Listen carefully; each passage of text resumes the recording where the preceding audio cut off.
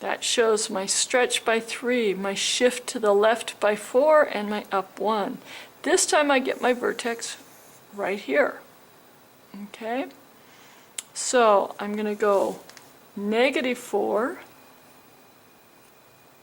1.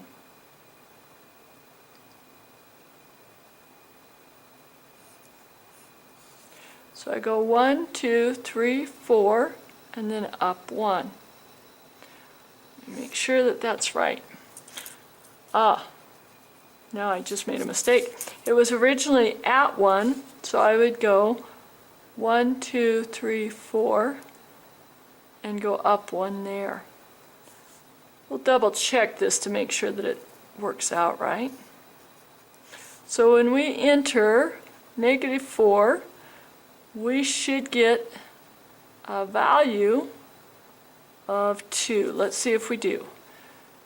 3 times 2 to the 0th plus 4. I'm sorry, 2 to the -4th plus 4. That would be 2 to the 0th plus 1.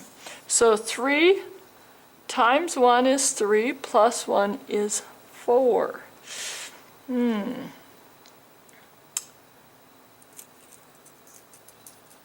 So that means that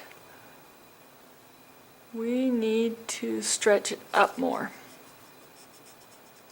And this is what you do when you start to wonder if you've got it right, is plug in points and just check with the actual math. So that's 1 times 3 is 3 plus 1 is 4. So at -4 we have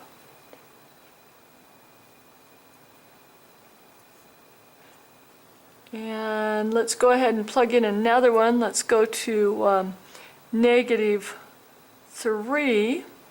At -3 plus 4 would be 1, so 2 to the 1st. 2 times 3 is 6, plus 1 is 7. So we're clear up here at 7 on that one. Let's go down here to -5. -5 plus 4 is -1. 2 to the -1st is 1/2. Half of 3 is 1.5, plus 1 is 2.5. So we're seeing this curve is going to get moved back here quite a bit. That math getting into the negative exponents, if it's still bugging you, make sure to come work with me in class, because we should just write it down on a piece of scratch paper, of which I don't have right here at the video. So exponential decay, that would be a 1/2 to the x is your parent function, looking like this. And now we want to stretch by 2, that would be out front. Move it down 1 into the right 4, so x -4, that'll go right 4, and down 1 would be a -1. So again, we take our graph, we move it, I take that 1, 0, and I move it right 4, and then down 1, so it's going to be right there. Now it's also being stretched, so instead of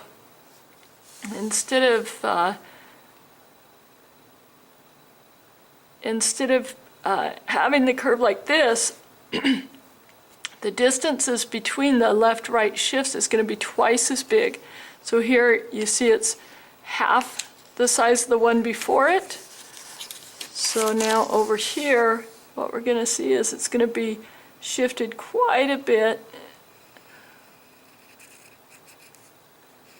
And we can also use graphing calculators if you want to verify your points on those and make sure that you get the shifts spread out a little bit more. It's important that we show a vertical stretch.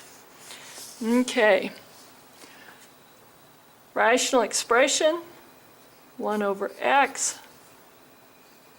It's the one that shows the wing shape. This time we're going to shrink by 1/2. That means this gets closer in here.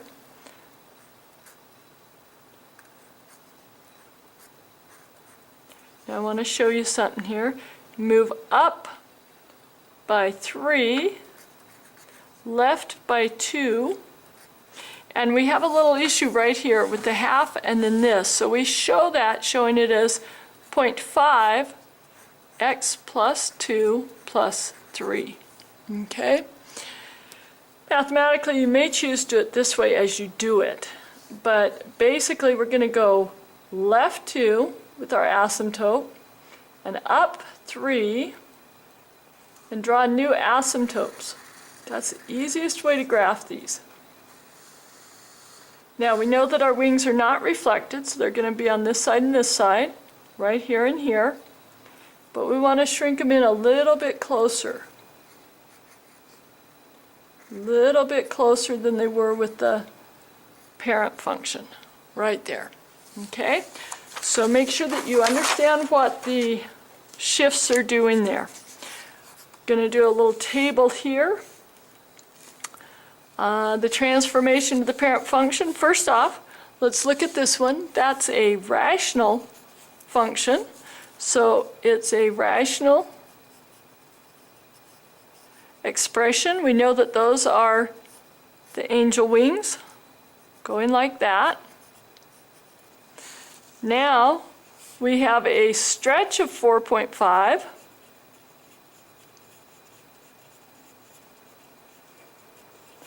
We have a horizontal shift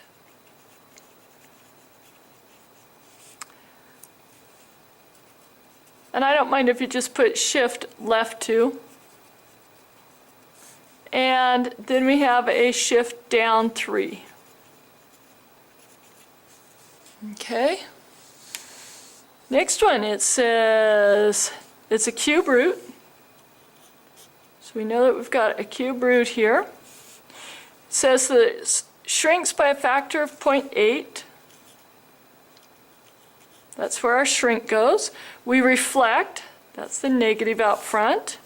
It shifts up 7 and right 3. So we go a minus 3 to show that right 3, and then a plus 7 to show the up 7. Okay? This is an S shape. Next problem. We stretch by 5, reflect, shift up 2, right 1. It's a U shape. Oh, this is reviewing you back to quadratic. Now that you know how the shifts go and you've gotten comfortable in all functions, we should be able to do this. We know that it's going to have the x being squared. I put the square out there because I know that I've got a right-left shift. Right 1, I know it goes the opposite of how it seems. Okay, now I've got y equals, it is stretched by 5. There's no there is a reflection.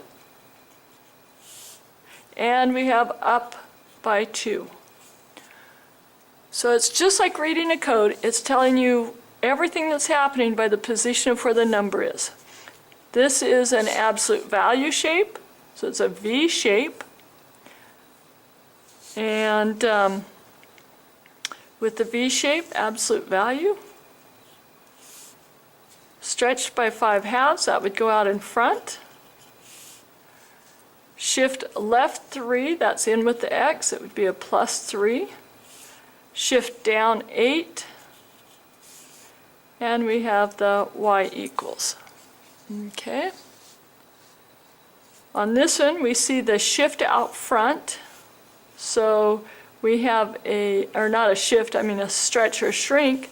So we have a shrink 3/8. You knew it was a shrink because it's less than 1. It's a stretch if it's greater. This is a cube root. So it's not cube root, I'm sorry, a cube, cubic. It's an S shape, like that. It goes -2 inside there, so we know that's right 2. And then plus 19 would be up 19 units. Okay. Next one, it shrinks by 0.1 out front. It is reflected. Got to have the negative out there. It shifts right 4 and down 6. Whatever our, it's an absolute value, it's a V shape. So right 4 would be x minus 4, down 6, right there. Okay?